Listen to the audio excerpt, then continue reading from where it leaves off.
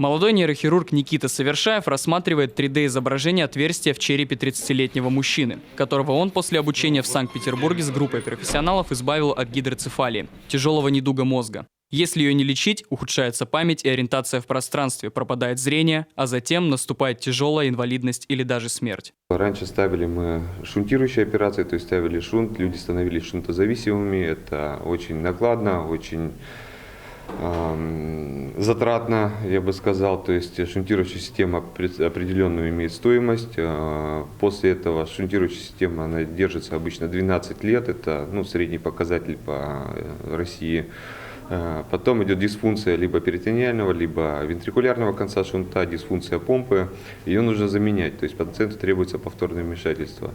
В данном же случае, когда сделано нормальное отверстие в дне третьего желудочка, повторная операция не требуется. А это кадры самой эндоскопии. Впечатлительным можно не переживать, крови не будет. Здесь мы видим базилярную артерию, вот она пульсирует.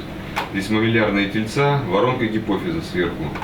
Отверстие мы делаем вот примерно здесь вот, в данной зоне. То есть здесь функциональные зоны, их нельзя задевать. Сначала дно третьего желудочка мозга перфорируется жестким инструментом, а затем в дело идет катетер Фогарти. Теперь, благодаря этому отверстию, пациент вылечен. Такой точности удалось добиться благодаря эндоскопическому оборудованию. Хирург, работая с ним, смотрит не на пациента, а на монитор. Но, как говорят доктора, и эти передовые технологии сегодня не предел возможностей. Мы с большим ожиданием смотрим в 2020-2021 годы, потому что ожидается федеральная программа по развитию нейрохирургии Республики Коми, когда будет поставлено очень хорошее, дорогостоящее оборудование, операционный микроскоп, уже новой модификации, специальная нейронавигация и то самое, вот эндоскопическое оборудование, но уже следующего поколения.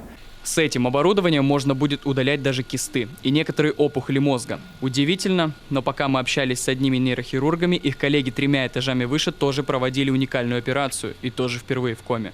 За счет перенаправления потоков крови в нужные отделы мозга пациент после такого вмешательства будет лучше восстанавливаться после инсульта. Конечно, нейрохирурги по определению первопроходцы, лишь бы оборудование поспевало за их хирургической смелостью. Александр Карепин, Евгений Стокос, Павел Фетисов, телеканал Юрган, Сыктывкар.